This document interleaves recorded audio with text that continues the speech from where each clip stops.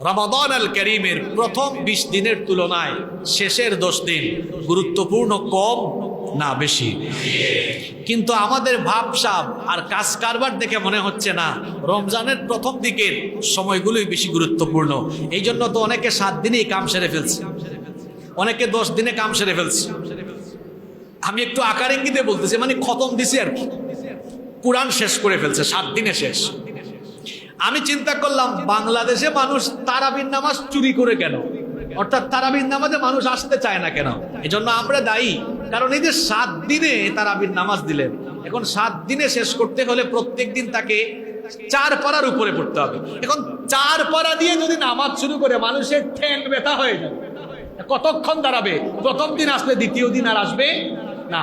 আর এই যে 7 দিনে তারাবি পড়ে হাফেজরা কি পড়ে আমিও বুঝি না, শুধু ইয়া আমালুন বোঝা যায় আর তা আমালুন বোঝা যায়, মাঝখানে কিছু বোঝা যায় না। শুরু করছে ইয়া আমালুন দিয়ে, এরপরে ইয়া আমালুনটা বোঝা গিয়েছে আর কি, মাঝখানে কিছু বোঝা যায় না, ডট ডট ডট, লাস্টে তা আমালুন বোঝা যায়। পড়তেছে এরকম। আমাকে একজন ভিডিও একটা দিয়েছে, এই চট্টগ্রাম শহরের এক মসজিদের ভিডিও একজন আমাকে দেখাইলো, ভিডিও দেখাইলো, আমি দেখলাম সে তেলাওয়াত করছে ইয়ামালুন আল্লাহু খাবীরুম বিমা তা'মালুন। ইয়ামালুন আছে, তা'মালুন আছে, মাঝখানে কিছু নাই।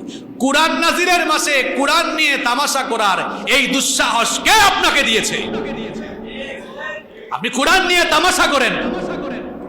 কুরআন তেলাওয়াতকারী লোকেরা 2 প্রকার।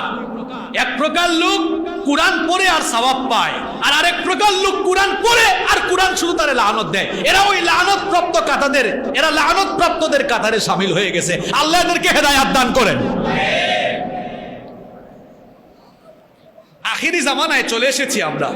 এখন আলেমদের ইন্টারভিউ, হুজুরের ইন্টারভিউ খেজুর নেই। এখন হাফেজ নিয়োগ করা হবে, হাফেজ নিয়োগ করা হবে। খতিব সাহেব, আলেম সাহেবকে ফালাইয়া থুইয়া সভাপতি ইন্টারভিউ নেই।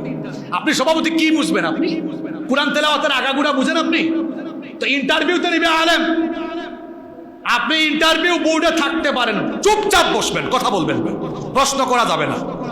আপনি সর্বোচ্চ এতটুকু বলতে পারেন যে হুজুর আমরা আপনাকে এভাবে থাকা খাওয়ার ব্যবস্থা করতে পারবো, এটা বলতে পারেন। আপনি প্রশ্ন করেন, আপনি পড়েন, এ পড়লে আপনি কি বুঝবেন?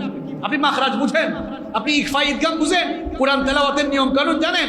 আউযুবিল্লাহ বিসমিল্লাহ তো শুদ্ধ করে জানেন, ওগুলা শিখেন, তারপরে হুজুরের ইন্টারভিউ নেন। এগুলা আখিরি জামানার আলামত। আখিরি জামানায়, শেষ জামানায় এভাবে খেজুর হুজুর হয়ে যাবে আর হুজুরকে খেজুর বানাই ফেলবে। এমন সময় আমরা চলে এসেছি। থাকে তারও উদ্দেশ্য আছে যে সবচেয়ে দ্রুতগতি সম্পন্ন 5G গতির ইমাম লাগবে, যে আস্তে আস্তে পড়বে তাকে নেয় না। ওই আমালুন আর তা'মালুন যারা আছে এদেরকে নিচ্ছে। এরকম আছে না নাই? শুধু হুজুরদের দোষ দিয়ে লাভ নাই, কমিটিও গুতায় যে তাড়াতাড়ি শেষ করেন, তাড়াতাড়ি শেষ করেন।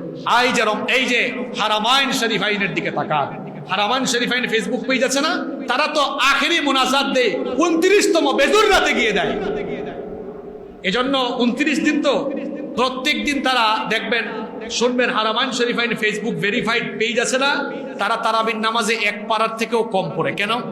কারণ প্রথম 20 দিনে তো পড়লো, শেষের 10 দিনে গিয়া তারাবিতেও কোরআন পড়ে আবার কিয়ামুল লাইলেও ওই খতমের অংশ ঢুকায় দেয়। তাইলে কি প্রত্যেক দিন তেলাওয়াত কমে গেল না? দেখা যায় কি সুন্দর কোরআন পড়ছে, ধীরে ধীরে পড়ছে, আবার হক আদায় করছে, আবার খুব সংক্ষেপে 1 ঘন্টার ভিতর নামাজও শেষ হয়ে যায়। নামাজের সময়ও কম, তেলাওয়াতের সৌন্দর্যও কম না বেশি?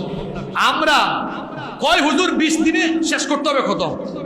অনেকে ফেসবুকে স্ট্যাটাস দিয়ে দিছে আলহামদুলিল্লাহ শেষ, আলহামদুলিল্লাহ শেষ।